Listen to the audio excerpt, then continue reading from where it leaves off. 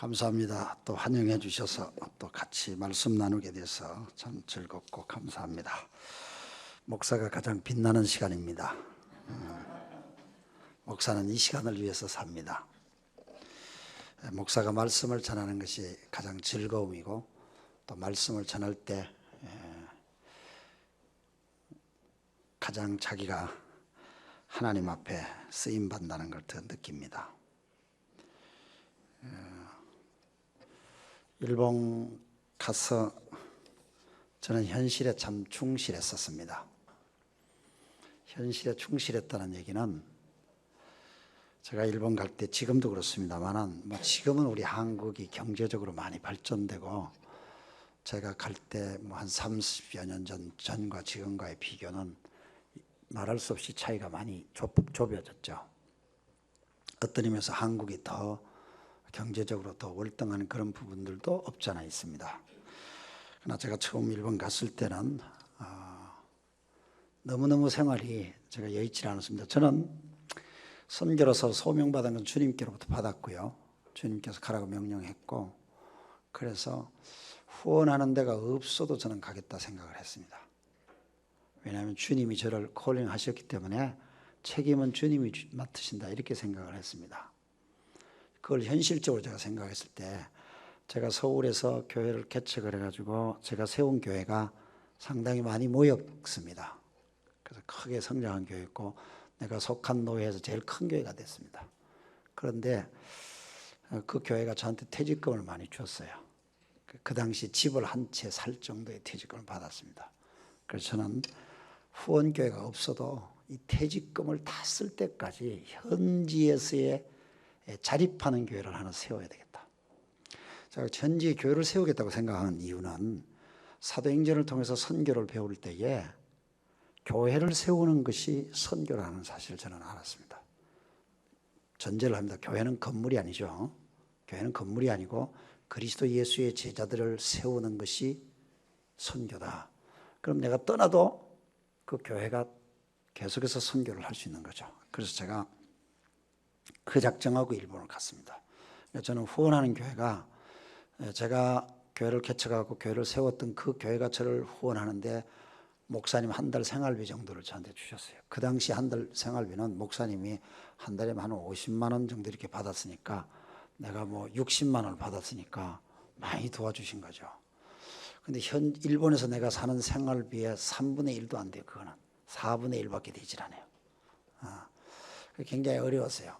그런데 그 당시에 또 저를 많이 제 사역을 잘 알고 있는 분이 계셨어요. 서울에서 제 사역을 잘 알고 계신 분이 저를 도와주는데 말씀드리면 여러분 아실 거예요.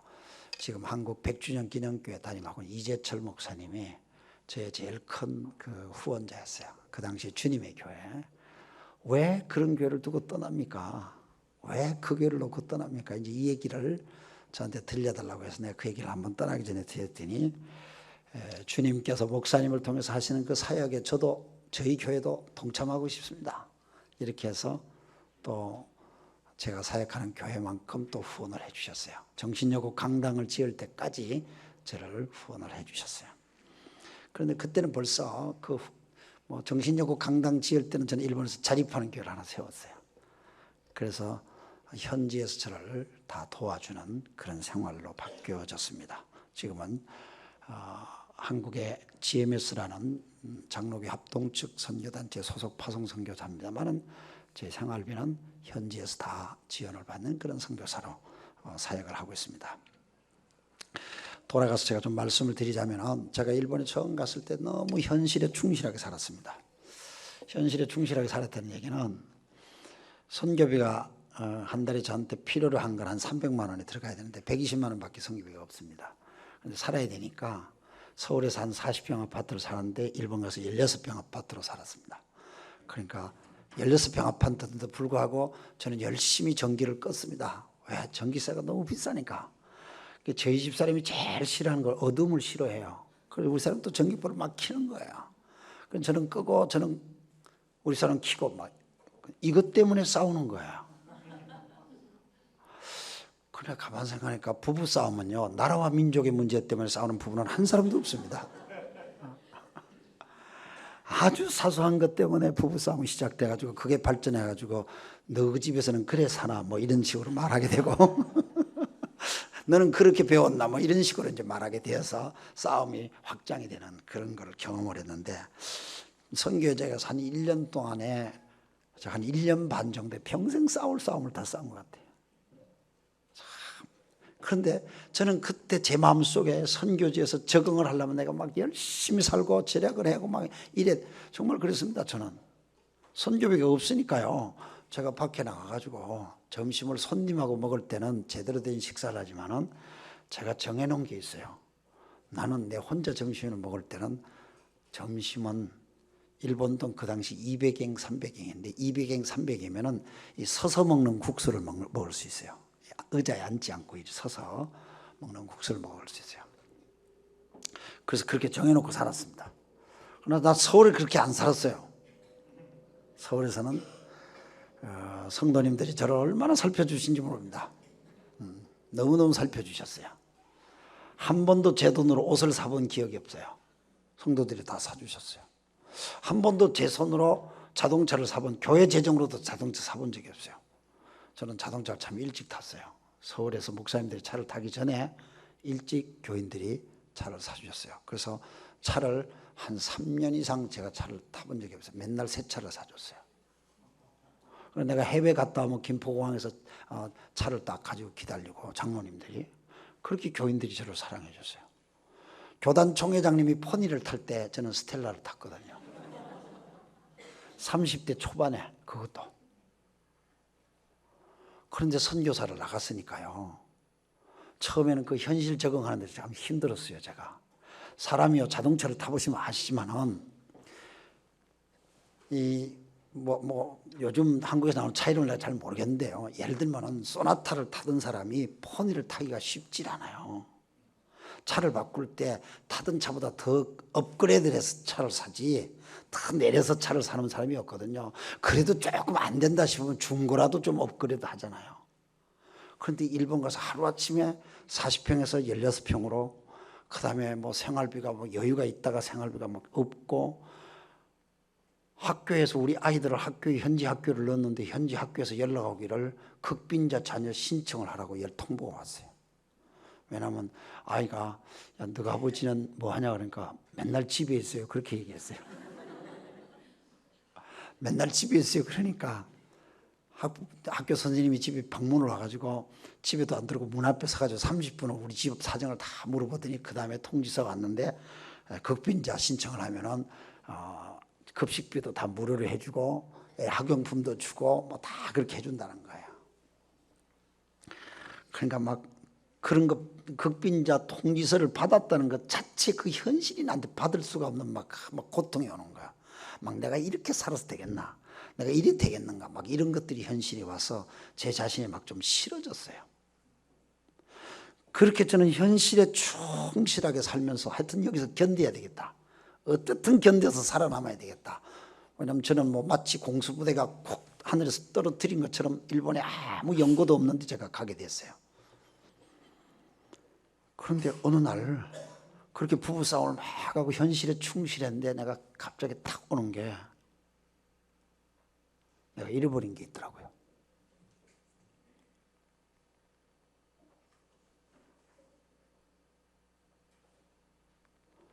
예수 믿는 사람이 제일 중요한 게 기도인데, 언젠가 나도 모르게 기도가 식어져 있고 기도를 안 하는 내 모습을 보게 됐어요.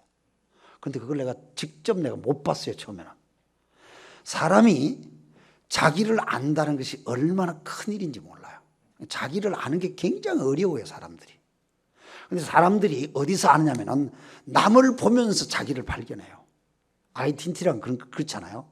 해외 나가서 보니까 내가 한국 사람이구나. 부산에서만 살아서는 자기 모릅니다. 전라도 가봐야 경상도 사람이 어떤지 알 수 있는 거예요. 그래서 제가 제 자신을 몰랐어요. 기도를 안 하고 있는지 그 자체를 몰랐어요. 그래서 제가 매 부부싸움에 충실하게 부부싸움을 하고 있는데, 한국에서 어떤 분이 전 책을 한 권 보내줬는데, 책 보니까 옛날에 읽은 책이야 하고 던져놨는데 그 책이 우리 집 사람이 화장실에다 넣어놨더라고. 여러분 화장실이 그렇잖아요. 화장실이 제일 사람 묵상하기 좋거든요. 그래서 제일 충실하잖아요. 화장실이 집중을 하잖아요. 딴 생각 아무것도 안 하죠. 화장실 그 책을 몇 장을 읽는데 계속 읽고 싶어요. 옛날에 읽은 책인데 그 책이 라블이라는 책이에요. 라블이 타이틀이 라블인데 아시죠 여러분? 라블이라는 책은 프란시스 세퍼라고 하는 박사님이 소위 회의주의자들을 향한 지성적 회의주의자들을 향한 예수 그리스도를 변증하기 위해서 스위스에 세운 신앙 공동체입니다. 라블이라는 말 자체가 불란서어로 피난처라는 뜻이죠. 그래서 거기는 기독교에 대해서 큰 비판적인 지성인들이 와가지고 원래 세이프 박사님 미국에서 이렇게 있던 분인데 스위스로 와서 그 사역을 해요. 이분이 선교사예요. 아시다시피 스위스는 두 가지 말을 쓰죠. 절반은 독일어를 쓰고 절반은 프랑스어를 씁니다. 그런데 이게 나이가 먹어서 가신 분이 말을 하나도 못해요. 그런데 자기 딸들이 뭐 프랑스어도 독일어도 막 금세 배워요.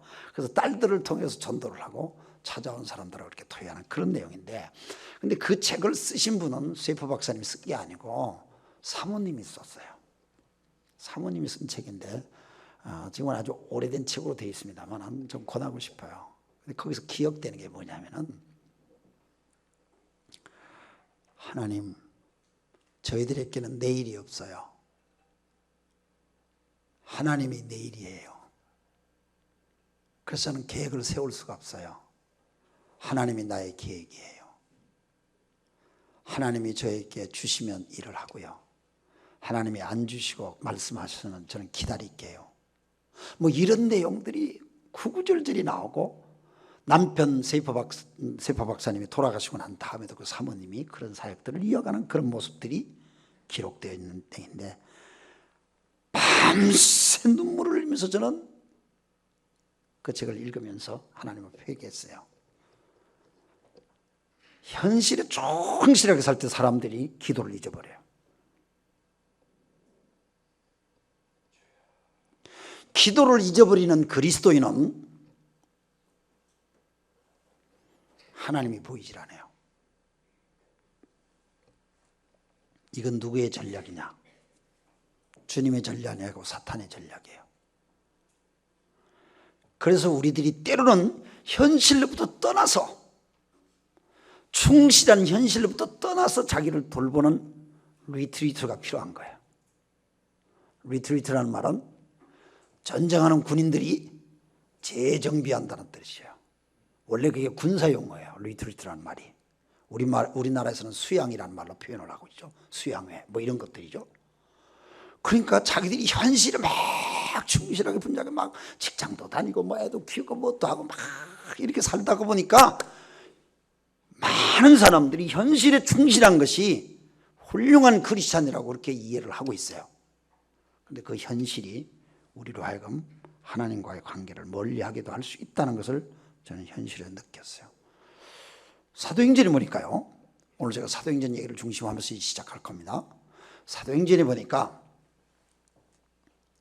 야고보가 순교를 당해요. 처음에 예수님의 제자 가운데. 야고보는 실제로 예수님의 제자는 아니었죠. 그런데 이 야고보가 순교를 당하는데, 야고보가 순교를 당할 때에 죄송합니다. 예수님 제자 야고보가 순교를 당할 때에 교회는 현실에 충실해서, 왜? 그 현실에는 핍박이 왔던 시대니까 핍박 속에서는 숨어야 돼. 그리고 소리를 내지 말아야 돼. 내가 크리스찬이라는 걸 막 소리를 내면 더 어려움을 당하니까 그 소리를 안 내요. 야고보가 순교했다는 말만 나오고 교회는 아무것도 안 해요. 그런데 그 뒤에 베드로가 옥에 갇혀요. 이미 사형 선고가 내려졌어요. 그런데 사형을 집행하려고 그러는데 6월절과 겹치게 됐던 거야. 그래서 사형 집행을 6월절을 지나서 하겠다고 좀 연기를 하죠. 그런데 그때 야고보가 순교했을 때와 달리 예루살렘 교회는 베드로를 위해서 기도를 해요. 아시죠? 그들은 베드로를 위해서 기도를 했더니 베드로가 옥에서 나와가지고 주의 천사가 나타나서 옥문을 열어주고, 그리고 베드로가 옥에서 나와가지고 기도하는 그 집까지 오죠. 그때까지 그들의 기도는 멈춰지지 않았어요. 그들이 베드로가 왔던 걸 보고 깜짝 놀라서 그때 베드로를 위한 기도가 마쳤죠. 아주 대조적입니다. 똑같이 성경에 나오는 사건이지만 너무너무 대조적이에요. 저는 오늘 지금 사도행전 1장 11절부터 14절을 여러분 같이 읽었습니다.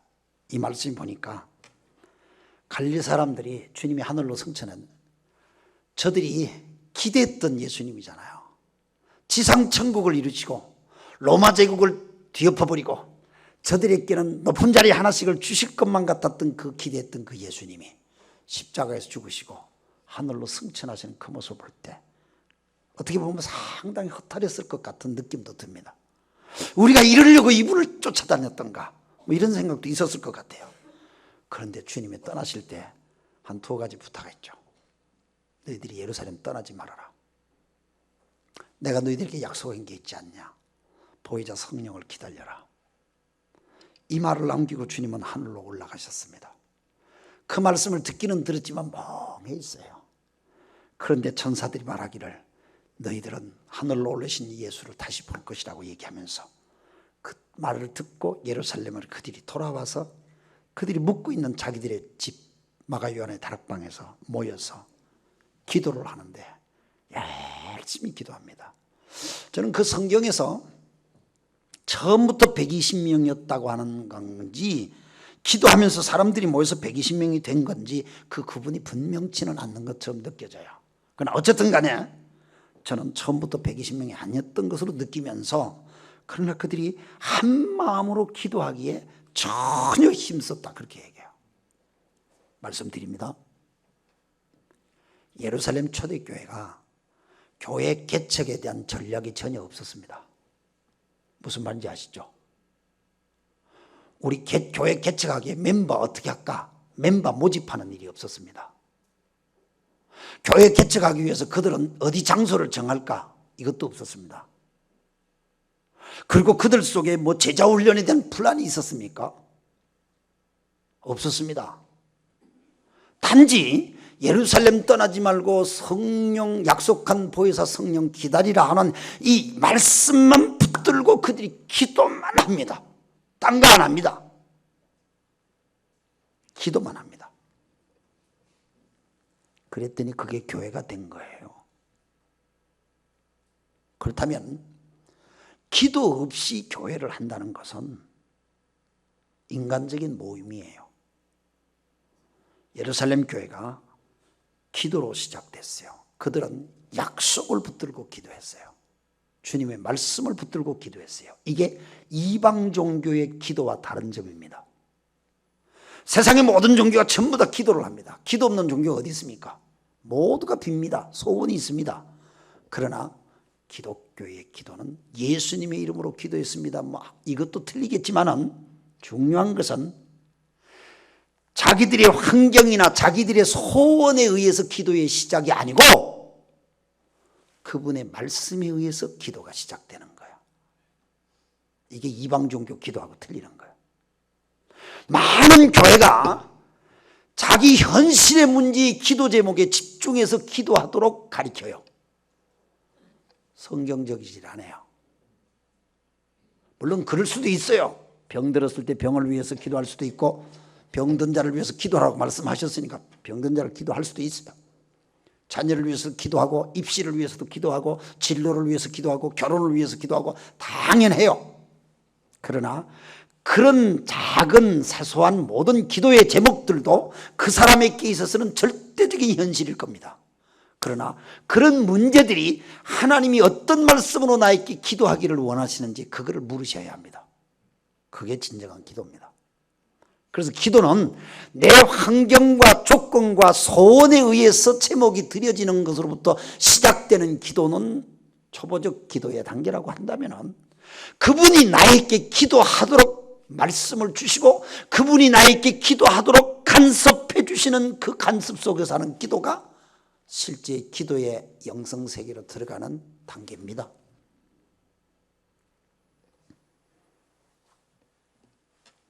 사도들은 예수님의 제자들은 교회에 대한 플랜이 없었습니다. 그렇게 기도하면서 하나님을 경험해 가는 거예요. 기도하면서 하늘에 계신 하나님이 현실 속에 와서 저들의 삶을 간섭하는 걸 느껴요. 그렇게 기도하면서 그들 속에는 옥문이 열리고 닫히고 하는 걸 봤어요. 그렇게 기도하면서 죽었다 뜬 사람들이 살아나는 걸 경험을 했어요. 그렇게 기도하면서 교회에서 일어나는 현실이 어떤 것들로 그들에게 다가왔는지 그것을 간증하게 됐어요. 놀라운 거예요. 그러니까 교회는 기도해야 되는데 사탄은 기도하지 못하게 자꾸 방해를 해요. 기도하지 못하게 방해했던 것은 마태복음 4장에 예수님께서 성령에 이끌려서 광야로 가셔서 기도하셨던 모습에서 우리는 너무 잘 압니다. 예수님은 성령에 이끌려서 광야로 가셔서 기도의 깊은 세계로 들어가셨어요. 그런데 그 기도를 방해하기 위해서 마귀가 나타나죠. 마귀가 나타나서 현실적인 문제를 주님 앞에 가져와요. 이거 한번 빵으로 만들어봐라. 떡으로 만들어봐라. 높은 데서 한번 뛰어내려봐라. 내가 다 주마. 전부 다 현실 문제로 접근해요. 전부 다 인간들이 추구하는 소위 눈에 보이는 것, 이생의 자랑이라든가 뭐 이런 것들을 전부 다 종합해서 주님이 3가지 시험을 받으시죠. 기도할 때 그 시험이 와요. 왜? 기도를 중단시키려고. 우리에게도 똑같이 와요. 그게 자꾸 현실적으로 생각하라고 자꾸 얘기해. 마귀는 우리들한테. 그래서 어떻게 보면 현실에 충실한 것이 세상 사람들이 볼 때는 더 윤리 도덕적이고 더 세상 사람들이 볼 때는 더 가정적이고 더 아름다운 모습으로 그렇게 비춰져요. 그게 그리스도인들의 간증인 것처럼 비춰져요. 그래서 우리가 하나님과의 관계가 자꾸 블럭이 돼요. 하나님과의 관계가 블럭이 되면서 우리는 나도 모르는 사이 현실에 충실해지면서 세상 사람들의 관계가 더 윤택해지고 좋아질 것으로 생각하고 있는데 성경의 원리는 그렇지 않죠. 하나님과의 관계가 충실한 것이 사람과의 관계 속에서 열매를 맺는다고. 그리고 마귀는 우리에게 그런 것으로 유혹할 뿐만 아니라 시련이라는 걸 갖다 줘요. 어려움이란 게 있어요. 막 시련인데 저 참 말할 수 없는 시련을 많이 겪었어요. 거짓말 같을 거예요. 저를 보고 시련을 겪었다고 하면 아무도 안 믿어주더라고요. 생긴 게 그렇게 안 생겨가지고 좀 막 고생스럽게 생기고 좀 막 가난하게 생겼고 막 어디 조금 좀 구질구질한 데도 좀 보여야 되고 막 그래야 되는데 나는 어떻게 뭐 태어나기를 그렇게 태어나가지고 어쩔 수 없어요. 뭐 미안합니다. 그런데 내가 참 고생을 많이 했어요. 여기 대구에서 사셨던 분 계셨어요. 저는 우리 피난민 자녀입니다. 그래서 제가 말씀드렸던가요? 남영남 물가 숫자라고. 그래서 피난할 때 대구까지 피난 와가지고 대구에서 제가 물가에 태어나가지고 전쟁 때 태어났어요. 그리고 대구에서 좀 자랐어요. 근데 저희 집이 서문시장 바로 옆에 있었어요. 개성중학교 뒤쪽 서문시장 바로 옆에 있는데 이 서문시장이 옛날에는 매년 불 나는 거예요. 그냥 저희 집이 저희 부모님이 포목점을 하셨어요.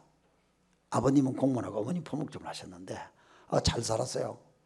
지금 생각하니까 집이 디귿자 집이었고 가운데 정원에 달맞이 꽃이 있었고 참 좋았어요. 한옥 디귿자로 돼가지고 그래가지고 디귿자 앞에서 큰 대문을 열고 들어가면 집이 딱 디귿자가 돼가지고 아주 근사한. 그리고 뒤에는 시내인데도 감나무가 있었어요.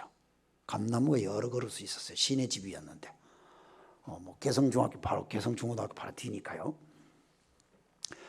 그런데 그 포목집 하여튼 서문시장에 불이 나가지고요. 이 불 나가지고 뭐 다 뭐 불 타고 막 그렇게 됐는데 우리 집도 불 나고 이래가지고 한번 망했어요. 그런데 어떻게 부모님들이 돈을 빌리고 막 이래가지고 집도 다시 하고 뭐 다시 재건을 했는데 지난번에는 추석 대목에 불 나더니 이번엔 설 대목에 또 불 나는 거예요. 쫙 망하고 제가 중학교 2학년 때인가요? 지금 생각하니까 우리 부모님이 야방도주를 한 거야. 야방도주를. 전부 다 막 자는 걸 일어나라 이러더니 막 대구역으로 가더니 군용열차를 태우더라고. 그때 군용철 서울까지 뭐 14시간 이렇게. 그렇게 해서 참 고생스러운 인생이 시작됐어요. 여러분 그 당시 중학교 2학년이 무슨 아르바이트를 하겠습니까? 고등학교 1학년에 우리 형하고 중학교 2학년 저하고 할 일이 없잖아요. 어머님은 막 병이 나가 들어 누웠고 아버님은 그때 4.19하고 실직이 되고 난 다음에 할 일이 안 잡혀서 노동판에 가 계시고 할 게 없잖아요. 그 형하고 둘이서 저는 포장마차를 끌었습니다. 포장마차를 하고 그때는 얼마나 서울이 추운지 모릅니다. 겨울이 되면 영하 15도 20도 보통이었습니다. 한강이 항상 얼었습니다. 그런데 저는 식구들이 많아서 우리가 6남매거든요. 6남매인데 시집간 누나가 또 애 논다가 집에까지 왔어. 그러니까 뭐 식구가 많은데 방에 들어가서 잘 사람 식구는 적고 하니까 방 한 칸밖에 서울에 와서 위에 형하고 저하고 둘이는 바깥 그 포장마차 했던 리아카 위에서 겨울을 자는 겁니다. 한 3년 그렇게 지냈어요. 상상이 안 돼요. 근데 어떻게 동상도 안 걸리고 그때 살아남았는지. 그러니까 내가 목사가 돼서 설교하죠. 고생을 참 보통 한 게 아닙니다. 그래서 저는 막 어릴 때 부모 원망도 많이 했습니다. 어떻게 이런 막 집구석에 태어나가지고 내가 이래 고생하는데 막 부모 원망도 많이 했습니다. 그런데도 하나님께서 우리 내 바로 위에 형은 공부를 포기했습니다. 그러나 저는 공부를 포기하지 않도록 하나님께서 여러 가지를 자극을 주셨는데, 그런데 그런 시련들이 저한테 그때만 해도 제가 목사가 되고 난 다음에도 막 시련이 있었어요. 서울에서 부흥이 돼가지고 예배당을 막 크게 예배당을 짓고 막 벌떼같이 사람들이 몰려들어 교회 부흥이 되고 해서 헌당식도 하고 예배당도 잘 졌는데요. 헌당식하고 2년 뒤에 크리스마스를 앞두고 12월 23일 날 교회에서 크리스마스 장식한 반짝반짝 불이 문제가 됐는지 불이 나가지고 홀라당 다 탔어요. KBS 텔레비가 그걸 중계를 했어 또. 그러니까 화제거리가 됐어요. 서울에서. 얼마나 시련을 많이 겪은지 모릅니다. 일본 가서도 시련 많이 겪었어요. 그런데 그 시련들이 마귀는 나를 하여금 하나님을 쳐다보지 않게끔 현실을 보게 하고 좌절하게끔 기도를 못하게끔 나를 방해한다는 사실을 나는 알았어요. 그런데 또 하나님은 그 현실을, 시련이라는 현실을 통해서 나로 하여금 믿음을 점검하는 시간이었어요. 하나님을 바라보게 하는 점검의 시간이었어요. 마귀는 어떤 방법을 쓰서라도 우리에게 기도를 못하게 하려고 해요. 하여튼 딴 거 다 해도 좋다. 너 열심히 분주하게 살아라. 봉사도 열심히 해라. 충성도 해라. 헌금도 바쳐라. 뭣도 해라. 다 해라. 그런데 기도만큼은 하지 말아라. 점점 기도의 소리가 적어지는 것이 한국교회 현실입니다. 현실입니다. 그런데 왜 우리가 기도해야 합니까? 예수님이 기도하셨고 초대교회 사도들이 기도했고 교회 역사가 기도했고, 물론 그 말씀도 맞죠. 옳습니다. 그러나 기도에 대한 이유가 여러 가지 있다고 생각하는데, 하나님은 기도를 통하여서 우리의 삶을 풍요롭게 하세요. 디모데전서 2장 1절부터 8절 말씀에 보면요, 왕들과 높은 지위에 있는 사람들을 위해서도 기도를 하라고 그렇게 말합니다. 소위 나의 지도자를 위해서 기도하라고 하는데, 그 말씀을 주시면서 네가 신앙생활하기에 평안하고 품위 있고 조용하고 경건한 삶을 살기 위해서 그들을 위해서 기도하는 것이 얼마나 좋은지 모른다. 성경이 그렇게 설명해요. 그러니까 남을 위한 기도 그 자체가, 남을 위해서 내가 기도를 베푸는 것 같은데 사실은 나의 경건한 삶을 위해서 주님께서는 기도의 삶을 권고하세요. 그 성경에 보면은 우리 주님께서는 중보자이시고 대속자이심에도 불구하고 우리의 대속제물로 주셨다 그렇게 말씀하시면서 기도 사역 자체가 다른 사람의 영혼 구원 사역을 돕는, 구속 사역을 돕는 일이라고 그렇게 말씀하셨어요. 여러분, 주님이 십자가에서 다 이루었다 선언하시죠. 다 이루었다 선언하시고 하늘로 올라가셔서 하나님 보좌 우편에 앉으셨죠. 보좌 우편에 앉았다는 것은 구속의 사역을 다 끝냈다 그 말입니다. 앉았다는 말, 일을 끝냈다는 말입니다. 그런데 끝내신 그 주님이 지금도 계속 하시고 있는 것은 뭡니까? 아버지 보좌 우편에서 우리를 위해서 기도하신대요. 디모데전서 4장 5절 말씀이 보니까 하나님의 말씀과 기도로 우리가 거룩해진대요. 크리스찬의 힘은 거룩입니다. 교회의 힘은 거룩입니다. 거룩이 힘입니다. 세상 사람들이 예수 믿는 사람들을 함부로 보지 못하는 중요한 이유는 세상이 우리하고 틀리다, 교회는 우리하고 틀리다, 뭘 보고 얘기합니까? 거룩성입니다. 교회가 거룩할 때 이 세상이 굴복합니다. 교회가 거룩할 때 이 세상은 교회를 우습게 못 봅니다.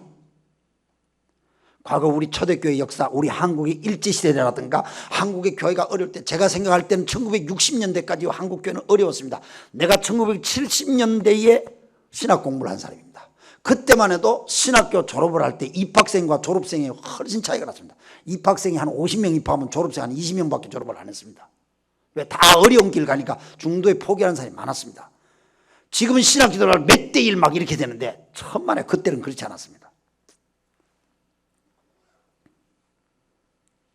그런데 그렇게 어려웠을 때에, 교회가 그렇게 가난했을 때에, 저는 그 당시에 내 인상에 머리 박힌 목사님의 인상은 성경책 옆구리 끼고 흰 고무신 신고 여자들 한 두세 사상 그리고 데리고 이 집 저 집 신방이라는 말로 밥 얻어 먹으러 다니는 사람처럼 보였습니다. 내 눈에는.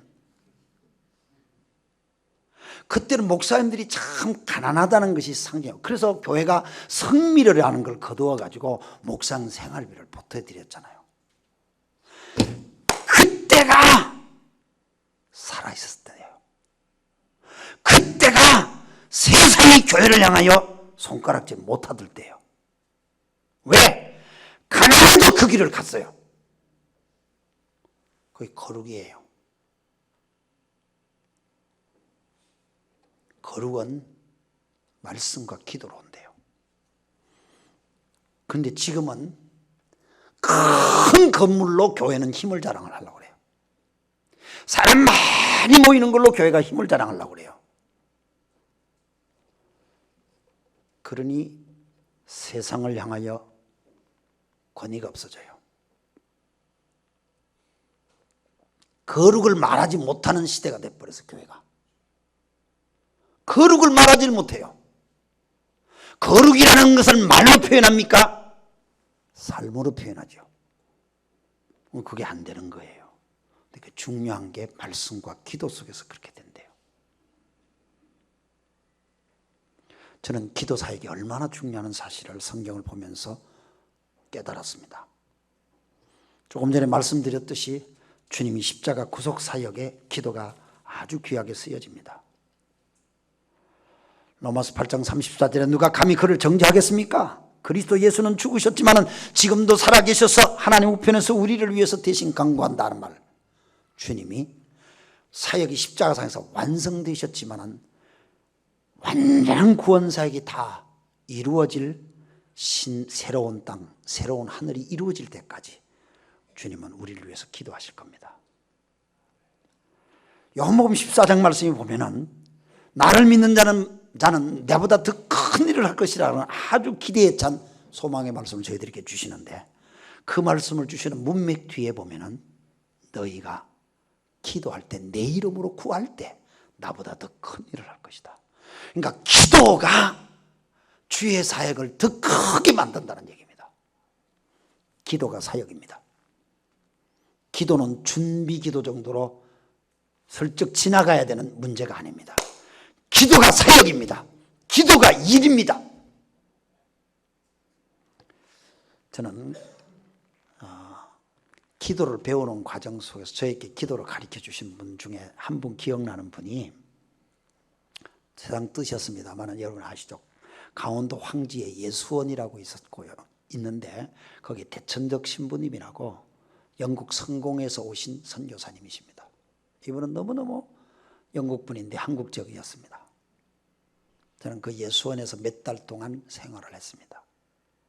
거기서 몇 달 동안 있으면서 그분한테 제가 배웠던 귀중한 말, 지금도 잊어버리지 않는 말이 있습니다. 저보고 그래요. 저 형제, 기도할 때는 노동하는 것처럼 기도하세요. 노동할 때는 기도하는 것처럼 노동하세요. 수도원이니까 그건 놀고 있는 사람이 있으면 안 돼요.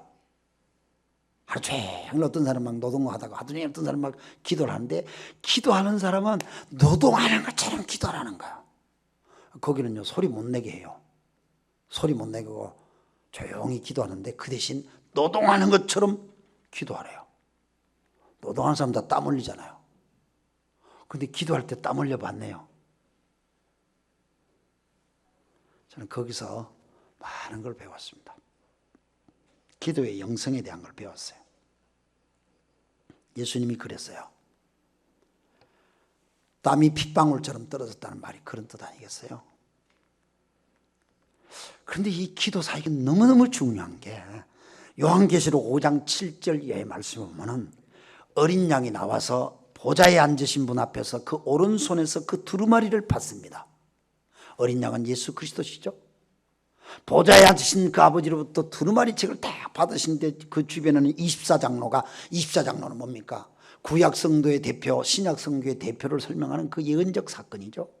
구원받을 모든 사건들이 그 대표자들이 있을 때에 구원받을 사람인데, 근데 그 두루마기를 딱 받아서 어린 양이 두루마기를 딱 피는 사건이 요한계시록 전개하는 내용 아닙니까?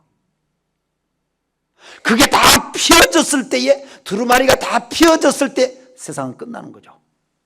그 어린 양 그리스도 예수의 사역이죠 그게. 근데 그 두루마리를 받아서 필 때 언제 피느냐? 요한계시록 5장 7절 8절 읽어보면은 그때에 24장로가 각각 검은고와 향이 가득한 금저접을 가지고 어린 양 앞에 엎드렸는데, 그 어린 양이 그 금저접에 담겨진 그 향은 뭐냐면은 성경의 8절에 보면 그 향은 곧 성도들의 기도다. 저는 그 말을 세보니까 주님이 두루마리를 펼치시는 것은 성도들의 금향기 대접에 담긴 구약 성경의 제단에 뿌려지는 그 향기는 성도들이 기도를 상징하는데, 그게 실제적으로 예언에 그 말씀이 나오는 거죠. 그래서 성도들이 기도가 차서 하나님 앞에 올라가는 그때에 맞춰서 하나님의 두루마리가 펼쳐지는 역사의 종말에 종착지가 온다는 거예요.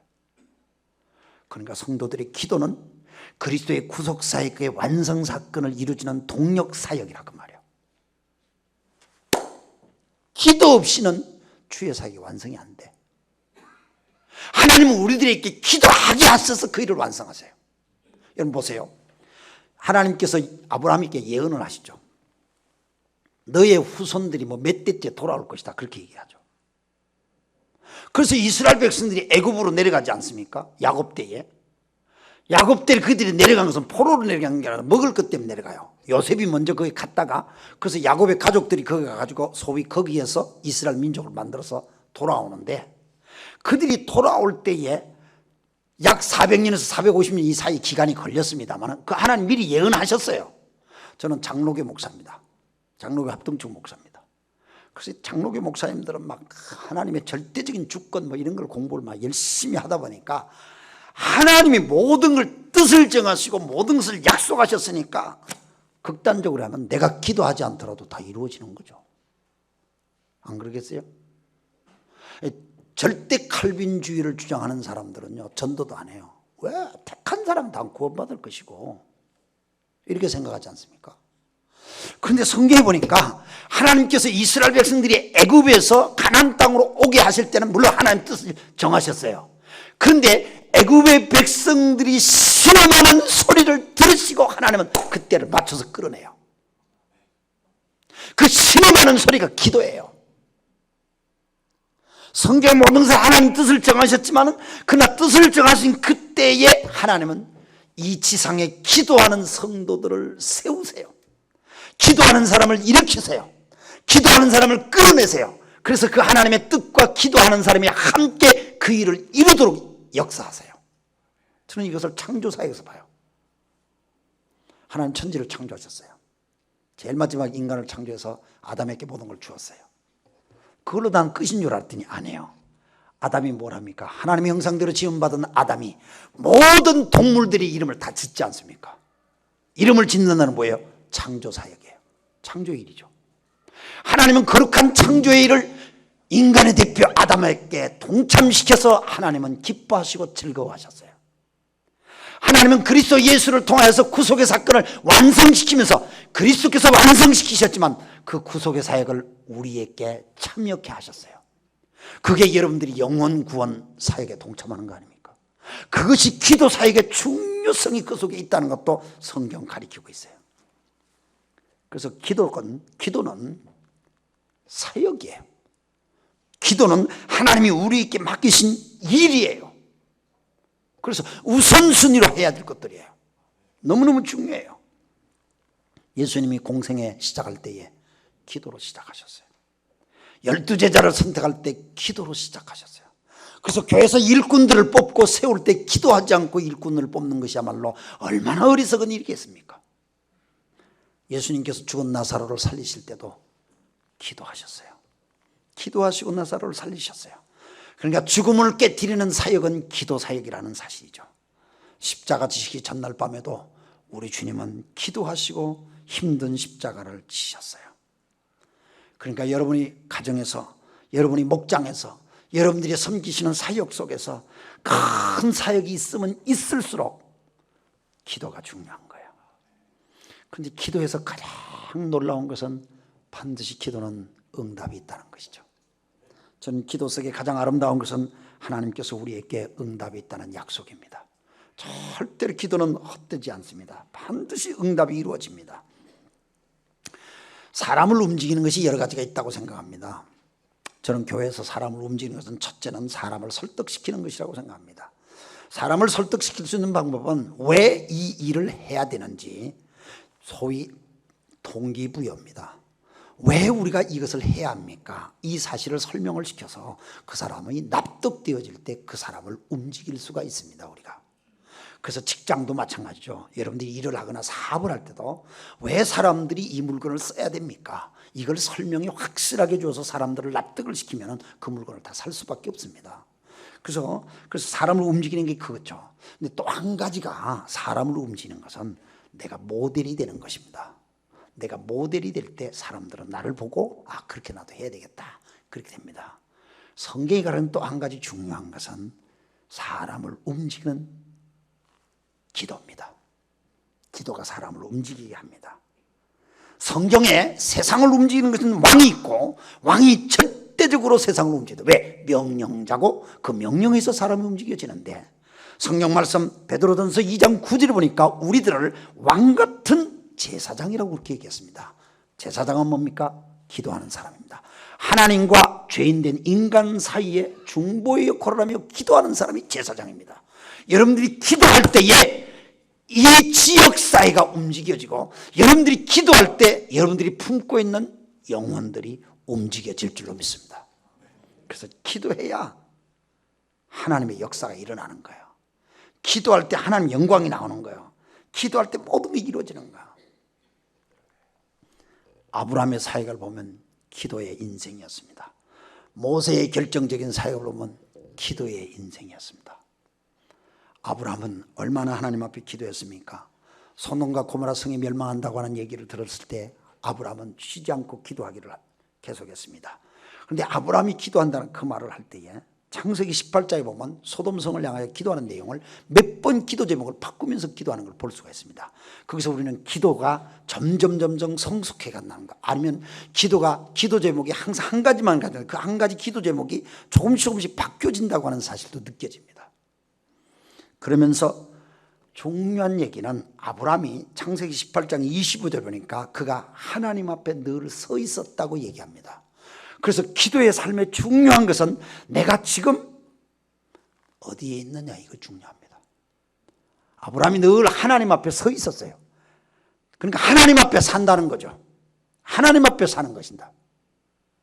바울 사도가 늘 얘기했던 것은 예수 안에서, 주 안에서, 이 표현을 많이 썼죠.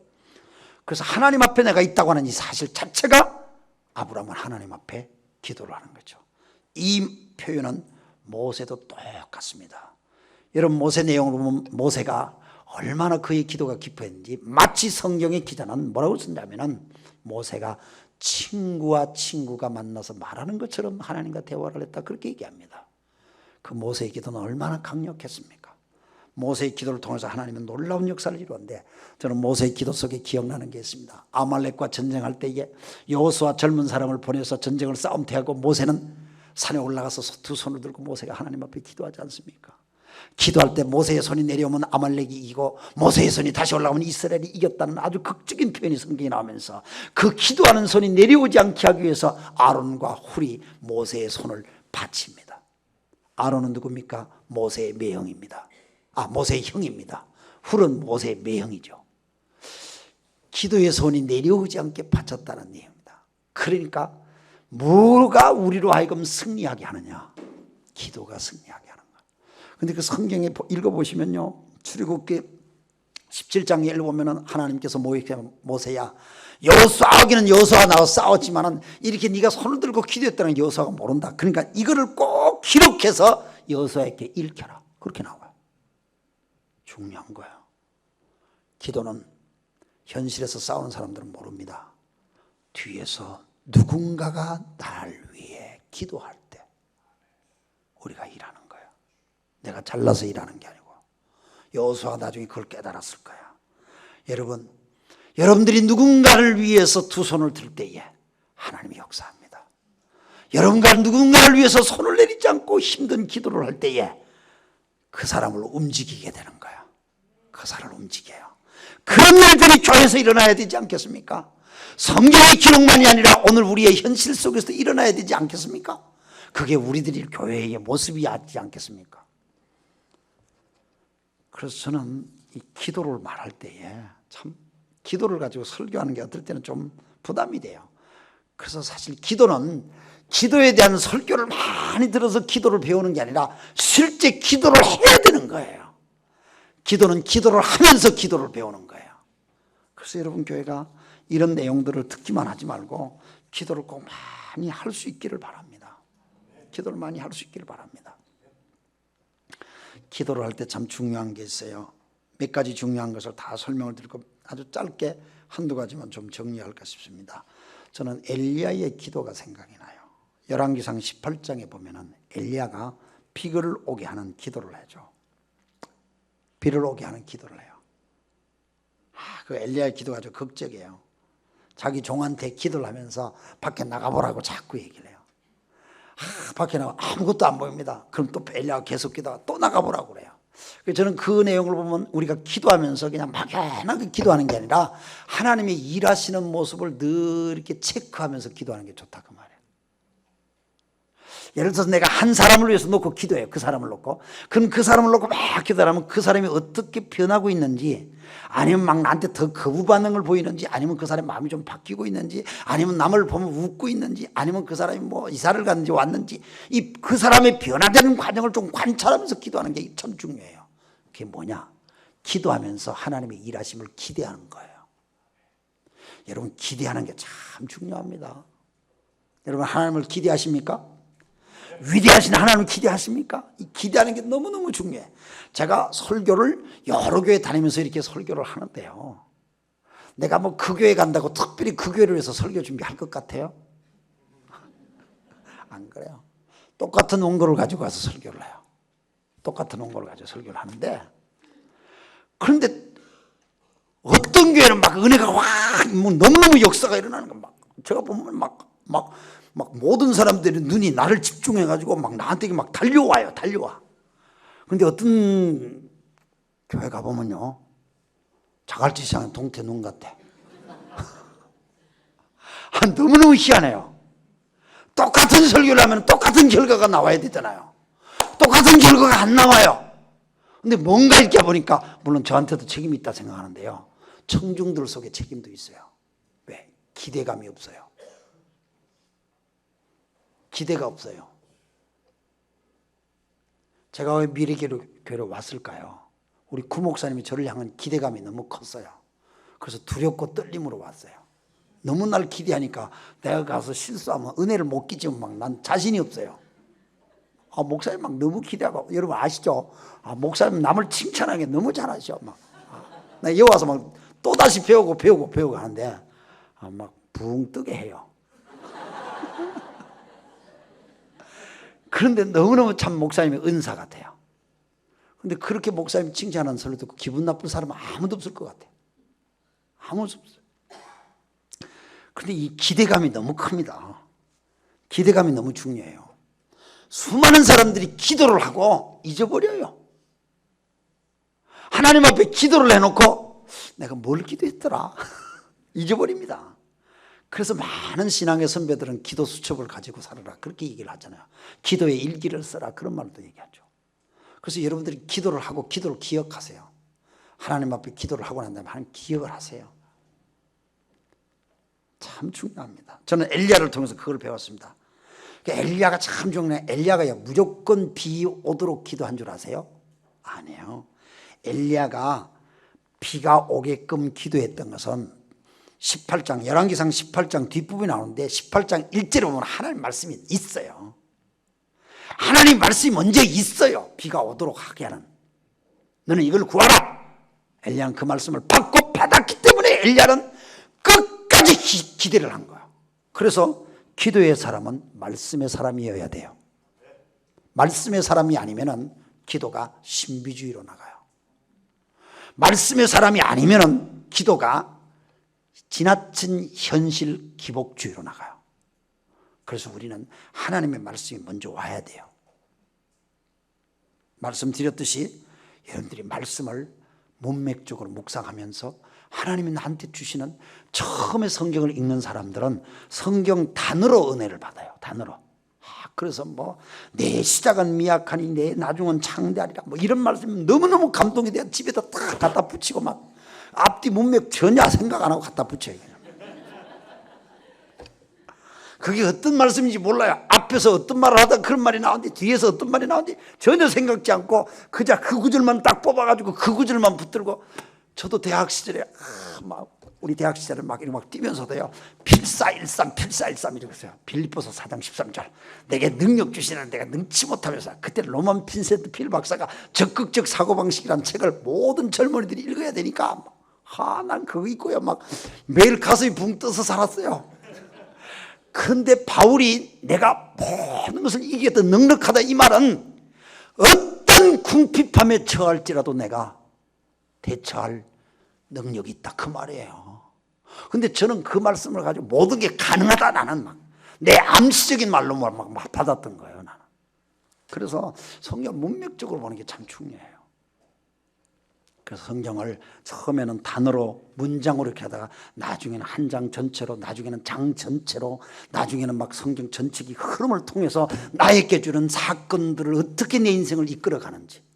그래서 예를 들면 어려웠던 에스겔서 성경 전체가 에스겔 1장부터 48장까지 연결되는 그 과정이 나한테 어떤 메시지로 오늘 현실 속에 주어지는 하나님의 음성인지 그걸 들으면서 에스겔이 어떻게 기도했고 나는 어떻게 기도해야 될 것이냐 그 기도가 그때 막 나오는 거죠.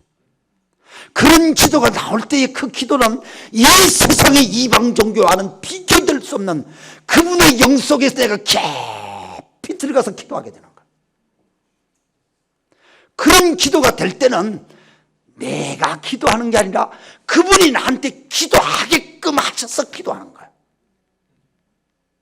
그래서 그분이 내 안에 계시고 내가 그분 안에 있고 내재된 삶이 이루어지는 거죠. 그래서 기도가 우리를 거룩하게 해요.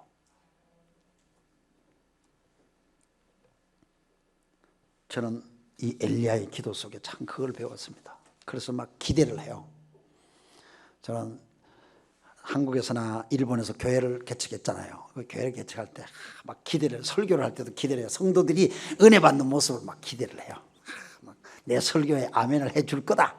난 처음부터 기대를 해요. 내 설교에 처음부터 이런 설교를 듣고 누가 은혜를 받을까? 이러면 안 되는 거지 처음부터 설교가. 설교 준비를 해놓은 건 늘 설교 준비라는 게 미완성이잖아요. 그렇잖아요. 미완성이에요. 이야 이 설교는 내 오늘 자신 있어. 이런 설교는 난 한 번도 기억을 못해요. 다 미완성이에요. 토요일날 밤 끙끙끙 하면서 어떨 때는 주일날 새벽 될 때까지도 설교 원고를 붙들고요. 끙끙할 때가 한두 번이 아니에요. 이건 너무너무 부끄러워요 정말. 난 어떤 목사님들은 수요일날 목요일날 설교 준비 주일 게 다 끝났다 이러면 너무너무 부러워요. 나는 하나님 왜 이렇게 토요일날까지 신통을 해야 됩니까? 마치 애를 놓는 것 같아. 나한테는 진통 시간이 너무 길어. 너무 길어요 나는 막. 그런데 막 주일날 그 대신 나는 막 기대를 하고 막 설교를 하는 거야. 하나님 내 미완성이지만 주의 영에 의지하고 난 설교하겠습니다. 그래서 내가 기대가 부풀어질 때 내가 어떻게 했냐면요, 토요일날 밤에 나 혼자 교회 와가지고요, 교회 의자를 붙들고 기도하는 거예요. 하나님, 여기는요 김아무아무의 형제가 늘 앉는 자리예요. 그 친구는 꼭 5분 뒤에 꼭 들어와요. 하나님 놓치지 않게 해주세요. 하나님 여기는 아무개 자매가 늘 앉는 자리인데요, 그 자매 그냥 오면 그냥 가슴이 시원하게 좀 해주세요. 하나님 여기 누구누구 권사가 앉는 자리인데요, 그분은 애 때문에 지금 걱정이 많은데 설교 들을 때만큼은 애 생각하지 말고 하나님 생각하게 해주세요. 막 이렇게 의자를 붙들고 난 막 기도를 하는 거구나. 막 밤새도록 온 의자를 붙들고 기도했어요. 개척교회니까 뭐 의자가 몇 개 안 될 거 아니에요. 그러니까 교회가 크면 클수록 목사는 기도할 게 더 많은 거예요. 그래서 큰 교회 목사가 꼭 좋은 건 아니에요. 저를 가르쳐 주신 선배 목사님 한 분이, 세상을 뜨신 선배 목사님이 저한테 이렇게 얘기해요. 자네가 앞으로 목회할 교회가 얼마나 큰 교회인지 내가 모르겠다.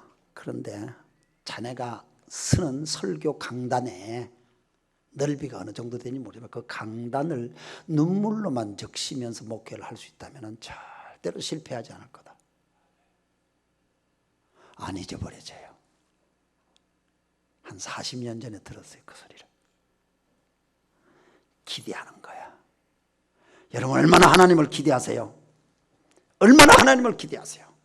여러분 목장에서요, 목원들을 위해서 기도할 때에 목원들을 위해서 기대하지 않는 사람은 기도가 안 나와요. 왜? 현실을 보면 기도할 마음이 없어. 맨날 와서 밥만 먹고 뭐 짜니 싱겁니 뭐 이런 소리만 하고 또 싸가기도 하고 하나도 안 만들어 오고, 어떻게 기도가 나오면 그런 사람 보면 막 속이 뒤집어지지. 어떨 때는 막 안 왔으면 좋겠다, 저런 사람은. 그렇잖아요. 긍정이 되면 고기라도 끄떡끄떡 하면 좋겠네. 그런데요, 날마다 목원이 그렇다고만 생각하면 기도가 안 돼요. 근데 그 목원이 변화될 걸 자꾸 기대하는 거예요. 지금은 뭐 짜다 싱겁다 이렇게 얘기하지만 이 자매가 나중에 반찬을 들고 올 날을 기대하는 거예요. 이 자매가 지금은 맨날 불평 얘기하지만 막 오면 감사하는 얘기를 막 기대를 하는 거야. 그리고 언젠가는 이 자매가 막 VIP를 데려올 걸 막 기대를 하는 거야. 언젠가는 이 자매가 목자로 서가지고 분가를 할 걸 막 기대를 하는 거죠. 그 기대를 하면은 하나님, 기도 안 할 수가 없죠. 기대가 우리로 하여금 기도를 풍성하게 해요. 이 기대하는 게 너무너무 좋아요. 나는 엘리야를 통해서 그걸 배웠어요. 나는 엘리야의 이 기도에 대한 걸 보면은요, 생각나는 게 있습니다. 제가 일본 선교를 처음 가서 아이들을 일본 현지 학교 둘을 입학했어요. 밑에 아들 녀석은 3학년을 마치고 딸은 4학년을 마치고, 딸이 5학년을 마치고 갔고 아들이 4학년을 마쳤어요. 그래서 아들이 3학년을 마쳤어요. 그러니까 정상적으로 들어가면 아들은 4학년이 되고 딸은 6학년이 되는데 우리 딸이 너무 일찍 학교를 들어가서 막 1학년 낮춰서 5학년으로 들어가게 했어요. 그래서 학교를 다녔는데 우리 딸아이는 어릴 때부터 피아노를 쳤어요. 피아노를 쳐가지고 학교를 뭐 초등학교 그 편입을 5학년으로 편입했는데 뭐 말은 못하는 피아노를 하시니까 학교에서 학교 반주자로 채용을 해줬어요. 그래서 학교 교내 뭐 큰 행사 있을 때마다 항상 우리 딸이 교가 반주도 하고 뭐 다 반주를 해요. 그러니까 뭐 참 좋았어요. 우리 아들은 운동을 잘했어요. 그 저는 자랄 때 부모님이 뭐 운동 그런 게 취미, 우리 부모님 하여튼 취미가 없는 무취미가 취미였어요. 제 아버님은 장기도 못 두고 바둑도 못 두세요. 내가 두려고 그러면 당신이 취미 없으니까 못하게 했어요. 그런데 우리 아들은 운동하는 걸 참 좋아해서 내가 운동을 시켰어요. 그래서 뭐 일본 갈 때에 벌써 뭐 태권도 블랙벨트를 따가지고 일본 갔어요. 그래가지고 애가 막 학교 딱 편입하자마자 학교 전체에서 달리기 1등 했어요. 그러니까 우리 아들이 들어가기 전에 늘 1등 하던 애가 막 시기하는 거야. 소위 이지매가 시작됐어요. 왕따가. 그래서 뭐 우리 아들 보면 야, 너한테 냄새나. 뭐 김치 냄새, 마늘 냄새 난다 그 말이죠. 그래서 애가 집에 가서 김치 안 먹으려고 막 그러더라고요. 근데 막 학교에서 그 애가 자기가 달리기 1등 못하니까 늘 우리 애를 막 괴롭혔다는 것 같아요. 참다 우리 아들이 개 하나를 다 불러가지고 학교 뒤에 가서 막 되게 팼나 봐요. 그때 태권도 실력 발휘해가지고 되게 팼. 학교 교무실에 끌려가서요. 그래서 야단을 맞고 집에 와서 막 얼굴이 확 푸르륵 해서 집에 왔는데 뭐 그런 얘기를 하면서 자기가 애를 때렸다고 그러는데, 야 인마 네가 선교사 아들인데 네가 학교 가서 애 때리면 내가 선교가 되냐 이놈아. 그래서 걔가 자꾸 나를 막 괴롭히는데 내가 못 견뎌서 내가 좀 뺐습니다 뭐. 그래서 내가 막 야단을 치면서도 참 이상한 게 속이 시원하더라고. 뭐 우리끼리 얘기지만은 내가 그래서 일본에서는 이런 얘기 못 합니다. 그래서 얘가 학교에서 그렇게 운동을 열심히 하는데 학교 운동회가 온 거야. 그러니까 운동회, 일본은 운동회 하면요 전 부모들이 다 모입니다. 운동회가 동네 잔치가 돼요. 그리고 운동회가 굉장히 큽니다. 그래서 운동회를 반드시 일요일을 해요. 그래서 우리 아들 막 신나가지고, 왜냐면 자기는 아직 말이 잘 안 통하잖아요. 학교 공부를 못 따라가고 말이 안 통하는데 운동회는 말이 필요 없잖아요. 몸으로 때우는데 지가 1등하고 그때는 뭐 빛나는 날이잖아요. 그러니까 운동회만 기다리는 거야 우리 아들은. 운동회만 기다리는데 내가 가만 생각해 그날 주일날 하는 거야. 그래서 내가 불러. 야 우리 인마 선교하러 왔다. 근데 주일날 우리가 무슨 운동회냐 이놈아. 넌 못해. 내가 딱 선을 긋고 우리 집 사람을 학교로 보냈어요. 여보 학교 가가지고 우린 선교하러 온 사람인데 주일날은 우린 예배 드려야지 운동이 안 됩니다. 이래 말씀드리라 그랬더니 우리 집 사람도 말이 안 통하는데 사전 들고 가가지고 사전 펼쳐가지고 안 된다는 말 펼치고 주일날이라는 말 펼치고. 그러니까 선생님이 못 알아듣고 한참 나중에 알아듣더니 웬 야만인 같은 사람들이 왔나. 왜? 아이를 위한 학대라는 거예요. 아동 학대라는 거예요. 막 그래도 우리는 안 됩니다. 주일이라서 안 됩니다. 그래서 막 집에 와서 애가 막 울상이 돼가지고 우리 딸아이 보고 너도 뭐 안 되니까 하여튼 주일날 안 돼. 그래서 학교에다가 뭐 그때는 매스 게임도 하고 같이 공동을 하는 게 많으니까 우리 아이는 그날 빠지면은 함께 파트너가 된 애가 그날 못 하잖아요. 그러니까 아예 연습을 시키지 말고 스탠드에 그냥 앉혀놓고 그렇게 하세요. 그리고 이제 말씀을 드렸더니 참 학교가 참 이상한 사람들이 다 들어왔다 막 이래 됐고 소문이 다 났어요. 그러나 저러나 우리 아들한테는 너는 선교사 아들이지 너는 선교하러 왔다 이놈아 나 안 된다 이렇게 하니까 이 녀석이 막 나중에 화가 났더니 초등학교 4학년인데 아니 선교사는 아버지가 선교사지 내가 선교사입니까? 나중에 막 따지는 거예요. 듣고 보니 또 그것도 맞는 말이잖아요. 우리 아들은 선교사는 아니거든. 내가 선교사지. 그럼 내가 고민이 됐으면 하나님 내가 이거 어떻게 하면 좋겠습니까? 하나님 앞에 여쭸어요. 하나님 내가 어떻게 하면 좋겠습니까? 아니 어떻게 하면 좋겠습니까? 어떻게 하면 좋겠습니까? 한 2, 3일 내가 기도하고 있는데 우리 아들이 학교에 와서 아빠 일요일날 비가 오면 월요일날 한대요. 그 소리 듣고 내가 그러면 임마 우리 비 오게 기도하자 내가. 그러니까 우리 아들이 아버지 뭐 기도한다고 비가 옵니까 뭐. 아니다 성경에 비가 오르라기 한 그게 있다. 그러면서 그날부터 우리가 기도를 했습니다. 우리 애 둘이는요 전혀 반응을 하지 않으면서 옆에 앉아가 있고 우리는 열심히 기도를 했어요. 그 운동이 한 달 전이었는데 막 우리 성도들한테도 기도 좀 내가 그때 이제 개인적으로 성경 공부하는 사람들이 있었어요. 기도 좀 해달라고 그러고 그런데 비가 왔어요. 내가 비가 안 왔으면 이 간증을 하겠습니까?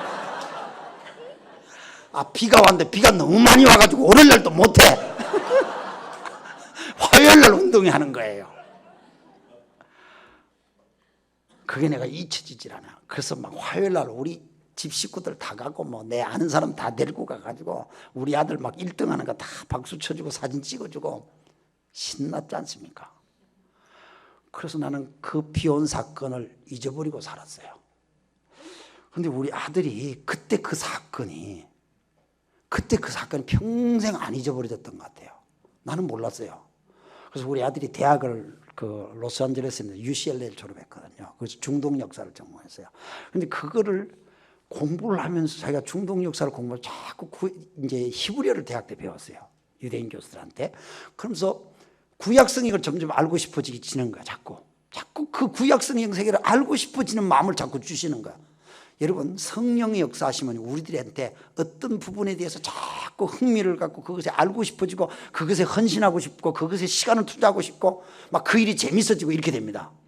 그리고 이 아들이 신학교를 가겠다는 거야. 그래서 아버지 같으면 어느 신학교 가겠습니까? 그건 장로교 목사니까 미국에 뭐 필라델피아나 웨스트민스터 세미나리라고 얘기했더니 그 학교를 갔어요. 그래서 그 학교 가가지고 신학교 다니면서 뭐 교육전사를 그 뉴저지에 있는 벅스 카운티라는 교회에 교육전사를 했는데 신학교 졸업식이 돼가지고 제가 졸업식 때 갔어요. 그러니까 그 교회에서 몇 년 동안 교육전사 뭐 교회가 살펴줘서 고맙다고 해서 제가 그 교회 가서 인사를 했더니 모든 교인들이 저를 악수를 하면서요. 비옥이 하신 목사님이시군요. 난 잊어버리고 있다 깜짝 놀라가지고 그게 무슨 말입니까? 그러니까 목사님 아드님이 우리 교회에서 첫 번째 설교할 때 그 간증을 하던데요 그러던 거예요. 아이의 마음속에 평생 그것이 자기 인생이 된 거예요.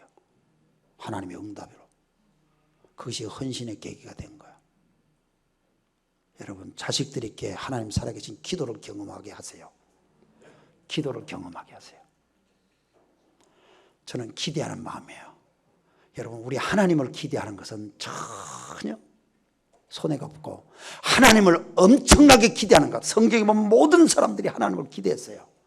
아브라함이 하나님을 기대했습니다. 요셉이 하나님을 기대했습니다.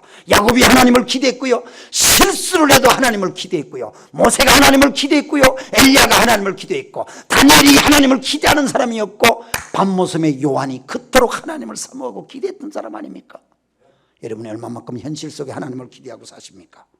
그 기대함이 있을 때 여러분의 하나님의 일을 합니다. 어떤 분이 말을 하더군요. 꿈을 꾸지 않는 한 꿈은 절대로 시작되지 않는데요. 하나님을 기대하지 않는 한 그 위대한 하나님의 일은 시작되지도 않습니다. 세상의 기업들도 기업을 하는 사람들이 어떻게 기업을 합니까? 기업하는 사람도 소위 미션 스테이트먼트라는 걸 다 정해가지고 세상의 사람들을 행복하게 해주겠다고 하는 그런 생각을 해요.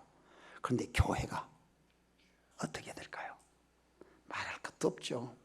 말할 것도 없습니다. 여러분의 목장과 여러분의 교회가 정말 하나님을 기대하면서 기도할 때에 교회에 약속되어지고, 왜? 기도는 개인의 기도도 중요하긴 하지만 교회의 기도가 굉장히 중요합니다. 성경 전체가 교회 기도를 가리키고 있어요. 로컬 처치의 기도를 가리켜요. 두세 사람이 모인 곳에 내가 함께 하겠다. 교회죠. 너희 두세 사람 모이면서 내가 함께 하겠다. 기도하는 곳에 내가 함께 하겠다. 그 문맥적으로 기도입니다. 그게 내가 천국 열쇠를 너에게 준다고 하는 그 말씀이 나와요. 베드로의 신앙 고백과 함께 16장에서 신앙 고백이 나오고요, 18장까지 내가 너희와 함께 하겠다는 그 말씀이 연결되는데 그게 기도인데 공동체 속에 함께하는 기도입니다. 그 주님이 함께하는 거야. 교회의 기도예요. 주님이 직접 그렇게 말씀하셨어요. 그렇다면 오늘날 교회가 기도가 있을 때 교회에 담아지는 거예요. 그것은 건물이 아닙니다. 믿는 성도들의 물입니다. 그 속에 하나님의 거룩과 그 속에 하나님의 능력과 그 속에 하나님의 응답과 그 속에 세상을 변화시킬 하나님의 파워가 경험될 줄로 믿습니다. 여러분 교회가 그렇게 되셔서 기도하기를 주의 이름으로 축원합니다. 오늘 저녁에 저는 함께 기도를 좀 경험해 봤으면 좋겠어요. 그래서 여러분이, 저는 기도를, 성경에 나와 있는 기도를 다 한번 시도를 해봤어요. 손을 들고 기도하는 건 뭐 상식이죠. 그리고 막 엎드려 기도하는 거. 캐톨릭의 성당의 신부님들이 서품할 때에 성당 바닥에 쫙 엎드립니다. 완전 굴복하는 뜻입니다. 손을 드는 것도 이유가 있죠. 하나님께 전폭적으로 의지한다는 뜻도 있고, 긴급 상황이라는 뜻도 있고, 항복한다는 뜻도 있고, 그렇죠. 손 드는 게 그렇지 않습니까? 그래서 막 어떤 사람은 왜 기도할 때 소리를 지르냐, 뭐 하나님이 뭐 주무시냐. 아닙니다. 우리가 소리치는 것은요, 하나님을 깨우는 게 아니고 내 영혼을 깨우는 겁니다. 여러분, 묵상 기도가 참 중요합니다. 그런데 성경은 무슨 기도부터 가르치냐면 소리내어 기도하는 것부터 가르칩니다. 묵상 기도는 소리내어 기도하는 것이 훈련된 사람이 묵상 기도를 들어가셔야 됩니다. 소리내어서 기도 못하시는 분이 묵상 기도하는 것은 성경이 그렇게 안 가르칩니다. 묵상 기도는 나중입니다. 말씀을 드리죠. 주님이 마음으로 믿으면 된다고만 말하지 않았습니다. 마음으로 믿으면 입으로 신하라고 그랬습니다. 소리입니다. 그것도 사람 앞에서 하라고 그럽니다. 그렇죠? 신앙은 하나님과 나와의 개인적인 문제 아닙니까? 그럼에도 불구하고 신앙이 확인되어지는 것이 사람 앞에 나를 시인하는 것이라고 했습니다. 소리입니다. 시인한다는 것은. 기도가 소리입니다. 산부인과 병원에서 사람이 태어나면, 아기가 태어나면 어떻게 합니까? 처음에 탯줄을 자릅니다. 탯줄을 자르는 것은 탯줄 속에 있을 때는 아기가 엄마의 탯줄을 통해서 호흡을 산소를 공급받습니다. 그런데 탯줄을 자른과 동시에 한 아기는 자기의 인격체로 소리를 내야 합니다. 그래서 소리가 안 터질 때는 의사 선생님은 애를 거꾸로 잡아서 볼짝을 때립니다. 소리를 내게 합니다. 소리를 낼 때에 사람으로 시작됩니다. 자기 생명이 시작됩니다. 그런데 사람이 죽을 때에 소리를 못 내고 죽습니다. 나이가 점점 먹어가면은 소리를 못 듣게 됩니다. 그리고 소리를 못 합니다. 그래서 양로 가면은 다 큰 소리로 말해야 돼요. 그렇잖아요. 큰 소리를 얘기해야 되는 거야. 소리가 얼마나 중요한지 모릅니다. 소리가 생명입니다. 그래서 여러분들이 묵상의 내면적인 기도는 깊은 훈련 속에서 내면 기도를 하셔야 돼요. 그래서 내면 묵상의 기도 속에서 묵상하면서 소리치는 법을 배워야 돼요. 그래서 침묵 속에서 땀 흘리면서 기도하는 기도. 그 훈련의 경지까지 가려면 훈련이 필요해요. 근데 그러기 전에는 소리를 내서 훈련할 필요가 있어요. 이게 참 중요합니다. 한국교회가 점점 그게 잊어버려져요. 점점 지성화되면서 잊어버려져요. 점점 냉정해지면서 잊어버려져요. 그래서 우린 좀 돌아가야 돼요. 리바이벌이 뭔 줄 압니까? 리바이벌. 부흥이라는 것. 소위 로이드 존스 목사님이 쓴 영적 침체라는 슬럼프라는, 영어로 된 슬럼프라고 하는 그런 글이 있어요. 그 속에 보면은 리바이벌은 아브라함과 이삭의 관계로 설명을 했어요. 이삭이 자기 아버지가 파놓았던 무덤을 블레셋 사람들이 다 막아버리는 거예요. 블레셋 사람들이 이삭만 축복을 받거든. 이삭만 축복을 받으니까 그 무덤을 다 파요. 그러면 아브라함이 파놓았던 그 무덤, 우물을 쫓아다니면서 이삭이 다시 파올려요. 다시 파올려요. 그래서 로이드 존스 목사님은 그것이 리바이벌, 부흥이라고. 영적 침체를 이길 수 있는 비결이라고. 우리가 잃어버렸던 걸 되찾는 거예요. 다시 기도로 돌아가야 돼요. 한국교회는 세계교회 속에서 뭐하는 교회냐? 대만교회는 찬양하는 교회, 일본 교회는 성경 읽고 묵상하는 교회, 한국 교회는 기도하는 교회, 세계에 이미 알려져 있습니다. 그런데 한국 교회가 기도하질 않아요. 내가 영국 갔더니 주여 삼창 기도를 영국 사람들이 하더라고. 그래서 그분들이 말하기를 한국식 기도라고 하더라고요. 깜짝 놀랐어요. 근데 우리는 그걸 안 할래. 점점 안 하려고 그래 지금은. 그래서 우리들 속에 기도가 회복되어져서 참된 영적 부흥이 여러분과 여러분 교회, 여러분의 목장에서 일어나기를 주의 이름으로 축원합니다. 이제 우리가 소리를 내든지 안 내든지 사실은 그건 큰 문제가 아니지만 하여튼 기도가 중요합니다. 그래서 이 시간 같이 좀 기도를 하겠는데 저는 좀 제안을 하겠어요. 시간이 좀 가더라도 괜찮겠습니까? 조금 기도하는 시간 좀 갖고 끝내고 싶습니다. 오늘 오신 분들 가운데 남자 여자 나눠서 한 3분이 짝이 좀 되시면 좋겠어요. 3분이 짝이 돼서, 그래서 남자 혼자 앉아 계시면 다른 분한테 가서 한 3분이 좀 짝이 되시고 하셔서 이 시간 우리가 기도하는 시간을 좀 갖겠어요. 그래서 3사람이 같이 좀 기도를 하겠는데 한번 자리에 일어나실까요? 일어나셔서 주변에 3사람이 좀 짝이 되세요. 3사람이 같이 기도하자고. 네, 3사람이 짝이 돼서 기도하는데요, 어서 찾아가세요. 홀로 있는 사람은 절대로 없기로. 네, 몸이 약한 분 있으면 글로 가세요. 남자는 남자, 여자는 여자 이렇게 하시되, 뭐 부득이하면 부부가 같이 할 수도 있지만 가능하면 형제, 자매 이렇게 우리가 기도하겠습니다. 네, 거기에 뭐 신앙생활 오래 했거나 적거나 관계없습니다. 그러나 우리 기도할 때 한번 같이 집중을 좀 해봤으면 좋겠습니다. 이 기도의 시간을 갖고 마칠까 그렇게 싶습니다. 같이 좀 기도하겠습니다. 네, 세 분이 좀 인사를 하시죠. 네, 인사를 하시고 그 중에 이렇게 보시고 누가 제일 젊으신지 한번 좀 보시기 바랍니다. 제일 젊은 사람을 보세요. 젊은 사람이 가운데 서세요. 젊은 사람이 가운데 서든지 가운데 앉든지. 네. 그리고 가운데 계신 분이 이제 모세가 되는 겁니다. 그래서 모세가 손을 들었습니다.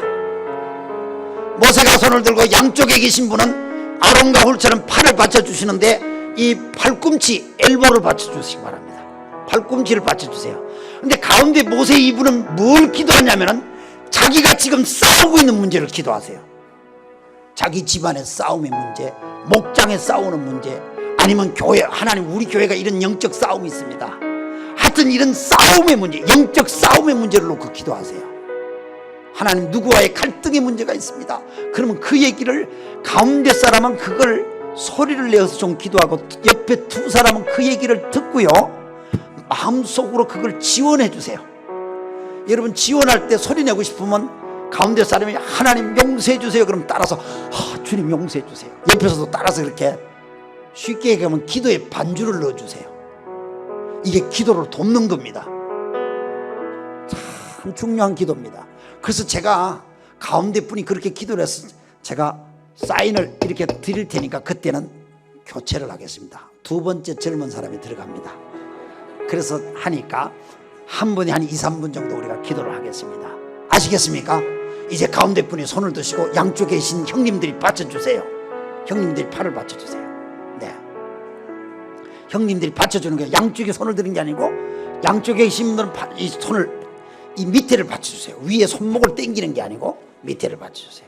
그럼 우리가 이제 자신의 영적인 문제든지 목장이든지 교회 문제든지 직장이든지 하여튼 이것은 영적인 문제에 싸우는 것이다 생각하는 것은 그걸 기도해 주시기 바랍니다. 이제 우리 다 같이 기도하겠습니다. 살아계신 아버지 하나님 감사합니다. 오늘도 우리에게 기도의 귀한 시간을 허락해 주시어서 하나님 앞에 정말 우리가 무엇을 기도해야 될지 가르쳐 주여 감사합니다. 주님 오늘도 우리와 함께 해주시어서 우리로 한 기도에 대한 중요한 것을 깨우쳐 주심을 주님 너무너무 감사합니다. 아버지 하나님 우리에게 가르쳐 주신 대로 우리가 기도하고 계시고 주님의 거룩하신 역사하심을 이룰 수 있도록 주여 도와주시길 원하고 기도합니다. 하나님의 거룩하신 은혜